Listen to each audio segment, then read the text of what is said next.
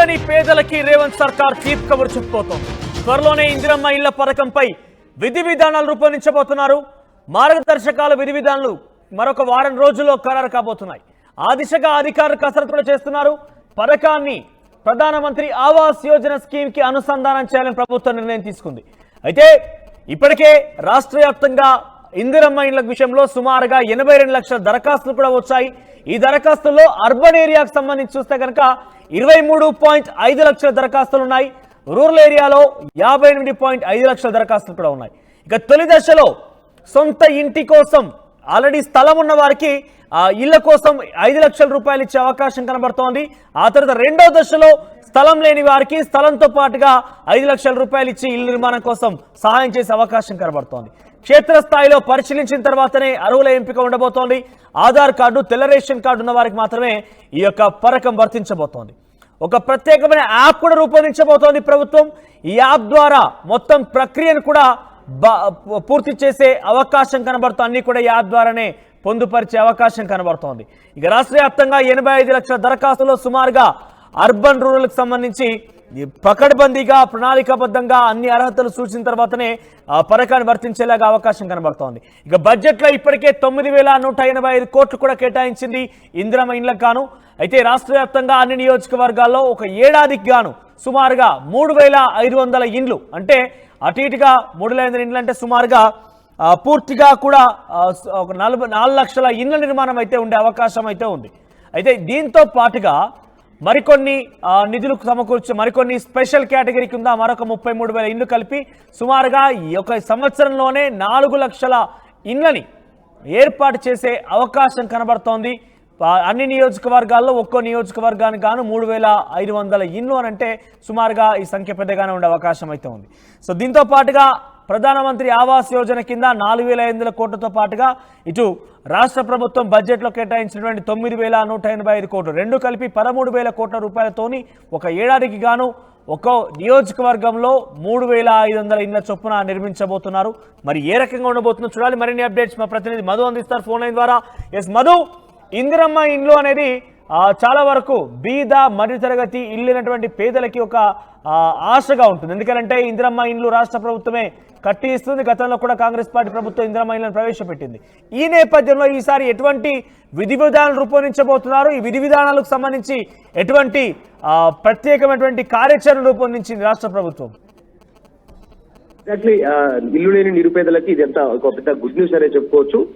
వరుసగా ఒక్కొక్క పథకం పైన ఫోకస్ చేస్తున్నామని చెప్తా ఉన్నారు. ఇప్పుడు ఇందిరమ్మ ఇళ్లకు సంబంధించినటువంటి విషయంలో త్వరలోనే గైడ్ లైన్స్ రానున్నాయి. దీనికి సంబంధించి ఎట్లా ప్రొఫార్మా, ఎవరు అర్హులు, ఎలా గుర్తించాలి, వారు ప్రస్తుతం ఏ ఇంట్లో ఉంటున్నారు, వారు సొంత ఎన్ని సంవత్సరాల నుంచి ఆ ప్రాంతంలో ఉంటున్నారు, వీటన్నిటిపైన క్షేత్రస్థాయిలో పరిశీలించి నిర్ణయం తీసుకుంటారు ఈ అర్హులకు గుర్తించినటువంటి సమయంలో. ఇప్పటికే మనం చూసాం రాష్ట్ర బడ్జెట్ లో దాదాపు 9,184 కోట్లు కేటాయించారు డబుల్ బెడ్రూమ్ కు సంబంధించినటువంటి ఇళ్లలో. దీంట్లో అయితే ఈ ఇందిరమ్మ ఇళ్ల పథకంలో సొంత ఇంటి జాగా లేనటువంటి వారికి కూడా సొంత జాగా ఇచ్చి ఇంటిని ఇల్లు నిర్మించుకోవడానికి 5 లక్షల రూపాయలు ఇవ్వాలనేటువంటిది నిర్ణయం తీసుకోవడం జరిగింది. ఒకవేళ సొంత జాగా ఉన్నటువంటి వారికి ఫస్ట్ ఫేజ్ లో వారికి 5 లక్షల రూపాయలు ఇస్తారు. వారు ప్రభుత్వ డిజైన్ ప్రభుత్వం సూచించినటువంటి ఆ డిజైన్ ప్రకారం ఇంటి నిర్మాణం చేపట్టడానికి అర్హులవుతారు. దీనికి సంబంధించి రేషన్ కార్డు, ఆధార్ కార్డు, స్థానికత, ఎన్ని రోజుల నుంచి ఉన్నారు, ఒకవేళ సొంత భూమే వాళ్ళ సొంత జాగాగానే కలిగి ఉంటే ఆ జాగా అనేటువంటిది ఏ రకంగా వారికి సంక్రమించింది, అంటే పూర్వీకుల నుంచి వాళ్ళ పెద్దల నుంచి వాళ్ళకు వచ్చిందా, లేదంటే వాళ్ళు ఏదో సందర్భంలో కొన్నటువంటి సిచ్యువేషన్ ఉందా, లేకపోతే తరతరాల నుంచి అలాగే కంటిన్యూ అవుతుందా, ఇవన్నీ పరిశీలనలోకి తీసుకుంటారు. సో వీటన్నిటికీ సంబంధించి పకడ్బందీగా ఉండాలి, ఎక్కడ కూడా అవకతవకలు జరగొద్దు అనేటువంటి దానిపైన ప్రభుత్వం భావిస్తా ఉంది.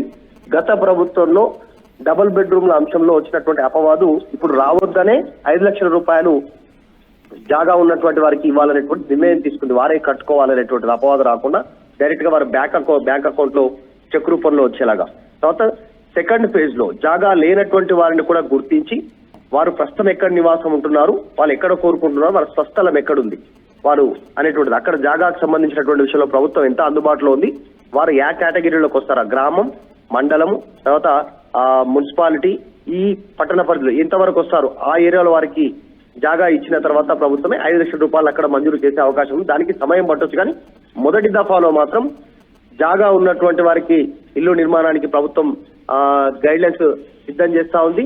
వీటన్నిటిని కూడా ఎక్కడ పేపర్ వర్క్ లేకుండా ఇప్పుడు కేవలం ఇప్పుడు అంటే దీనికి సంబంధించిన దరఖాస్తులు ఇప్పటికే తీసుకుని ఉన్నారు కాబట్టి నెక్స్ట్ పేపర్ వర్క్ జరగకుండా అంతా యాప్ రూపంలోనే జరగాల. యాప్ లో టోటల్ పూర్తి డీటెయిల్స్ ఉండేలా చేస్తే ఎలా ఉంటుంది అనేటువంటిది ప్రభుత్వం ఆలోచన చేస్తోంది. ఇంకా పూర్తి స్థాయిలో ఖరారు కానప్పటికీ దీనిపైన ఈ ప్రత్యేకమైనటువంటి యాప్ ద్వారానే ఇందిరమ్మ ఇళ్లకు సంబంధించినటువంటి అంశం అంతా కూడా మధు, ప్రధానమంత్రి ఆవాస్ యోజనకు సంబంధించిన పథకాన్ని కూడా దీంట్లో అనుసంధానం చేస్తారని చెప్తున్న నేపథ్యంలో ప్రధానమంత్రి ఆవాస్ యోజన పథకానికి సంబంధించి ఒక డిజైన్ ఉంటుంది, ఇల్లుకు సంబంధించినటువంటి డిజైన్ వేరేగా ఉంటుంది, ఇందిరమ్మ ఇల్లు వేరేగా ఉంటుంది. అంటే డెఫినెట్ గా సెంట్రల్ గవర్నమెంట్ ఇది ఆధారపడి ఈ రకంగా పథకానికి సంబంధించి ఎక్స్టెన్షన్ చేయాలి, ఆ నిధులు కూడా వినియోగించుకోవాలన్నప్పుడు వారి పట్టు కూడా ఉంటున్న నేపథ్యంలో రాష్ట్ర ప్రభుత్వం ఏ రకమైన నమూనా రూపొందించింది, ఆ నమూనాలో ఎటువంటి అంశాలు పొందుపరిచింది ఇళ్లకు సంబంధించి?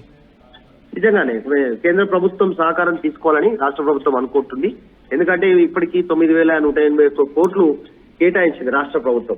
ఒకవేళ కేంద్ర ప్రభుత్వ సహకారం తీసుకోవాలనుకుంటే రేపు ఫ్యూచర్ లో వీటికి సంబంధించి దాదాపు 4,600 కోట్లకు పైగా రాష్ట్ర ప్రభుత్వానికి కేంద్రం నుంచి నిధులు వచ్చే అవకాశం ఉంటుంది. ఇది ఆర్థికంగా సహాయపడేటువంటి అవకాశం ఉంటుంది. ఎందుకంటే నిరంతర ప్రక్రియ కేంద్రం ప్రకటించినటువంటి PMAY ఏదైతే ఇల్లు ఉన్నాయో దానికి సంబంధించి అర్బన్ ఏరియాలో ఒకలాగా, అంటే సిటీ ప్రాంతాల్లో రూరల్ ఏరియాలో మరొకలాగా దీనికి సంబంధించినటువంటి బడ్జెట్ ఉంది. దానికి సంబంధించిన నిధులు విడుదల చేస్తా ఉంది కేంద్ర ప్రభుత్వం.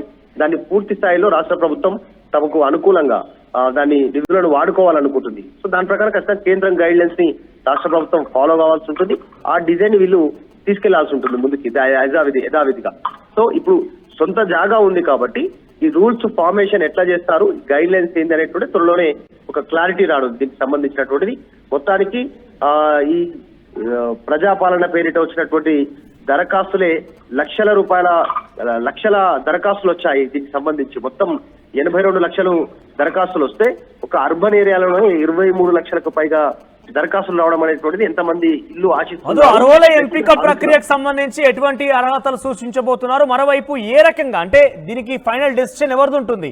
వీరు అర్హులుగా భావించే విషయంలో గతంలో మనం కొన్ని పథకాలు చూస్తే కనుక మంత్రి లేదంటే ఎమ్మెల్యే కలెక్టర్ చేతిలో ఉండేది. ఇప్పుడు ఏ రకంగా ఉండబోతోంది? క్షేత్రస్థాయిలో పరిశీలన విషయంలో ఏ రకంగా ఉండబోతోంది?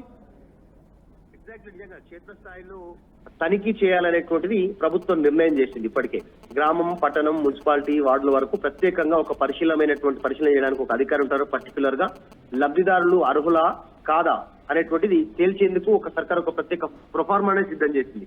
దీని ప్రకారమే ముందుకు వెళ్తారు. ఆధార్ కార్డు, తెల్ల రేషన్ కార్డు కావచ్చు, వీటన్నిటి పరిశీలిస్తారు. ఇంతకుముందు మాట్లాడుకుంటే గ్రామంలో ఎప్పటి నుంచో నివాసం ఉంటున్నారు, వారు పర్మనెంట్ రెసిడెన్స్ అయినా లేకపోతే వాళ్ళు మైగ్రేట్ అయ్యి ఇతర ప్రాంతానికి వెళ్ళారా, మళ్ళీ వాళ్ళు ఏ ఏరియాలో కోరుకుంటున్నారు, వాళ్ళ పర్మనెంట్ అడ్రస్ ఆధార్ లో, తర్వాత రేషన్ కార్డులో ఏ అడ్రస్ ఉంది, వీటన్నిటిని పరిశీలనలోకి తీసుకుంటారు.